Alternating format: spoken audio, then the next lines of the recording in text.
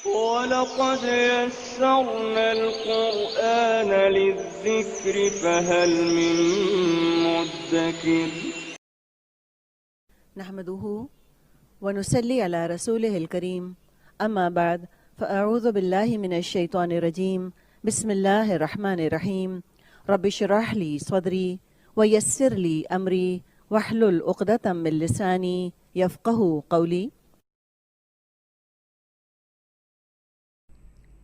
270 و اور ما جو انفقتم خرچ کیا تم نے من سے نفقتن خرچ کرنا من نفقتن کوئی خرچ کرنا او یا نظر تم نظر مانی تم نے من نظرن کوئی نظر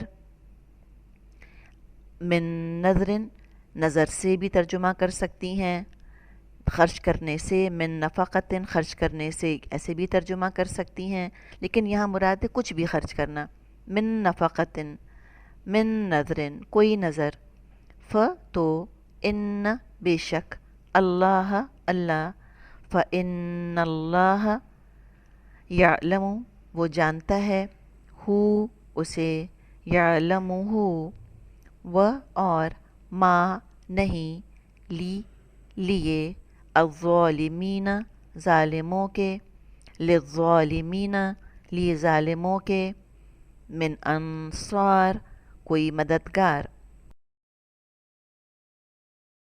نحمده ونصلي على رسوله الكريم اما بعد فاعوذ بالله من الشيطان الرجيم بسم الله الرحمن الرحيم رب اشرح لي صدري ويسر لي امري واحلل عقدة من لساني يفقهوا قولي رب يسر ولا تعسر وتمم بالخير اللهم اني اسالك علما نافعا ورزقا طيبا وعملا متقبلا يا مقلب القلوب ثبت قلبي على دينك سبحانك لا علم لنا إلا ما علمتنا إنك أنت العليم الحكيم یا فتاح یا علیم وبک نستعین آمین یا رب العالمین. السلام علیکم ورحمۃ اللہ وبرکاتہ.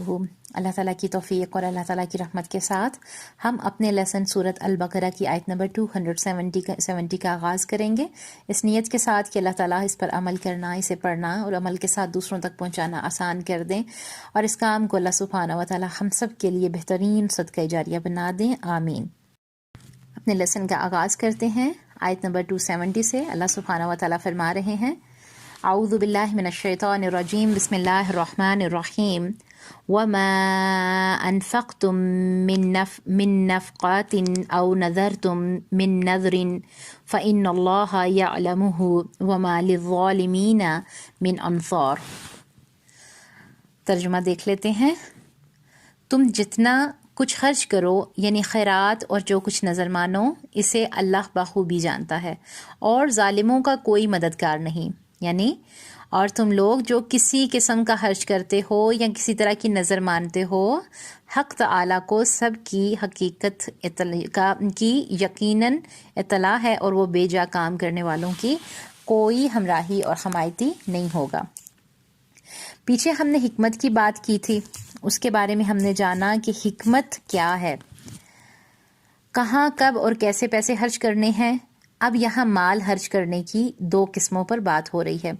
مال خرچ کرنے کی پہلی قسم ہے نفقہ، ضروریات زندگی پر خرچ کرنا. خاص طور پر اگر کوئی مال والا اپنے خرچ میں سے نکال کر اللہ تعالیٰ کی راہ میں خرچ کرے گا، یا زکوٰۃ، صدقہ اور جہاد مالی تعاون بھی ہو سکتا ہے، یعنی کسی بھی طرح کا خرچ. مال خرچ کرنے کی دوسری قسم ہے نظر یا منت مانگ کر اس پر خرچ کرنا، جو چیز آپ پر فرض نہیں تھی لیکن آپ نے خود اپنے اوپر فرض کر لی. عموماً یہ دو طرح ہوتا ہے کہ آپ نے دل میں نیت کر لی کہ یہ کام اس طرح ہوگا تو میں فلاں جگہ خرچ کروں گی، یا پھر اگر میرا کام فلاں کام ہو جائے گا تو میں اس طرح خرچ کروں گی. یہ مالی منت بھی ہو سکتی ہے اور بدنی عبادت بھی، مثلا روزہ رکھوں گی یا نفل پڑھوں گی. ہمارے دین میں نظر مانگنے کی اجازت موجود ہے لیکن پسندیدہ نہیں ہے. حدیث ہے کہ اللہ تعالیٰ کے نبی صلی اللہ علیہ وسلم نے فرمایا نظر کا تقدیر پر کوئی اثر نہیں پڑتا، جو کام ہونا ہوگا وہ نہیں ہونا وہ نہیں ہوگا۔ ہاں یہ ضرور ہے کہ کنجوس شخص سے اسی بہانے کچھ مال اللہ تعالیٰ کی راہ میں خرچ ہو جاتا ہے۔ یہ ناپسندیدہ بات ہے کہ انسان اللہ سے شرطیں باندھے کہ میرا فلاں کام ہوگا تو نفل پڑھوں گی یا اللہ کی راہ میں خرچ کروں گی۔ بہترین کام یہ ہوگا کہ ہم اللہ تعالیٰ کی راہ میں خرچ کریں، صدقہ ادا کریں، نوافل ادا کریں اور اپنی عبادات پر توجہ دیں۔ نظر یا منت دو قسم کی ہوتی ہے، ایک جائز کاموں کی اور ایک ناجائز کاموں کی۔ جائز یہ ہوگا کہ 100 پاؤنڈ اللہ سبحانہ و تعالیٰ کے راستے میں دوں گی، نفل پڑھوں گی یا روزہ رکھوں گی۔ ناجائز یہ ہوگا کہ ایسا کام کرنا جو کہ شرک ہو، مثال فلاں قبر پر سجدہ کروں گی، کسی بت کے سامنے یا کسی انسان کے سامنے خوشی کے لیے کوئی جانور ذبح کروں گی، کوئی چڑھاوا چڑھاؤں گی۔ یہ تمام چیزیں جو ہیں یہ جائز نہیں ہیں۔ اب اگر غلطی ہو چکی ہے اور آپ جائز نظر مان چکے ہیں تو اسے پوری کریں، اور اگر پوری کرنی مشکل لگتی ہے تو 3 دن روزے رکھیں اور یا 10 مسکینوں کو کھانا کھلائیں، 10 مسکینوں کو کپڑے دے دیں۔ حدیث میں آتا ہے کہ جو قسم توڑنے کا کفارہ ہے وہی منت پوری نہ کرنے کا بھی کفارہ ہے۔ اگر غلطی سے کوئی ناجائز منت مانگی تھی تو معافی مانگیں، توبہ کریں اور اللہ تعالیٰ کی طرف رجوع کریں۔ اصل بات یہ ہے کہ اللہ کے ساتھ شرط نہیں باندھنی چاہیے۔ اگر کوئی کام نہیں ہوتا تو اس میں اللہ کی حکمت کو ڈھونڈیں، حکمت تلاش کریں، کیونکہ اللہ تعالیٰ نے پچھلی آیت میں ہمیں حکمت کے بارے میں بہت خوبصورت الفاظ میں بتایا تھا۔ اگر کوئی کام نہیں ہوتا تو اللہ کی رضا پر راضی ہوں۔ مشرکین بکرے اور دوسرے جانور درگاہوں پر لے جا کر ذبح کرتے تھے۔ اسلام نے یہ سب سختی سے منع کیا ہے۔ اس آیت میں ظالم کسے کہا گیا؟ ظالم یعنی حق نہ دینے والا۔ کسی چیز کو غیر مناسب جگہ پر رکھنا اس پر ظلم ہے۔ جو اللہ تعالیٰ کی دی ہوئی چیز کو دوسروں سے منسوب کر دے، مثلاً یہ بچہ جو ہے یہ کیا یہ پیرانے دیتا ہے، کسی ولی نے کسی فلاں کا نام لے کے کچھ اس طرح کے الفاظ جو ہمارے معاشرے میں بولے جاتے ہیں، کسی پیر نے بیٹا دے دیا، ہمارے کلچر میں یہ بہت عام ہے۔ کھانوں پر نیاز پکائی جاتی ہے، اس پر کچھ پڑھ کر کسی بزرگ کے نام سے منسوب کر دیا جاتا ہے یا ختم دلایا جاتا ہے۔ ان تمام چیزوں پر ہمیں سوچنے کی ضرورت ہے، کیونکہ ایسی تمام باتیں جب ہم کریں گے تو لوگ بحث کریں گے۔ اس لیے کیا ہے کہ ہم خود قرآن و سنت کے ساتھ جڑیں اور ان آیات کی روشنی میں ان چیزوں کو اپنے اوپر حکمت کے ساتھ، اپنے اوپر علم و فہم کے ساتھ کوشش کریں کہ ہم نے خود کیسے لینا ہے۔ ہمیں اللہ تعالیٰ کے نبی صلی اللہ علیہ وسلم اور صحابہ اکرام سے اس طرح کی کوئی ایسی چیزیں نہیں ملتی کہ جس پہ ہمیں عمل کرنا ہے، کیوں انہوں نے جو تعلیمات ہمیں دی ہیں ہم نے صرف وہی لینی ہے اور اسی پہ انشاءاللہ کوشش کرنی ہے کہ ہم نے اپنے آپ کو لے کر چلنا ہے۔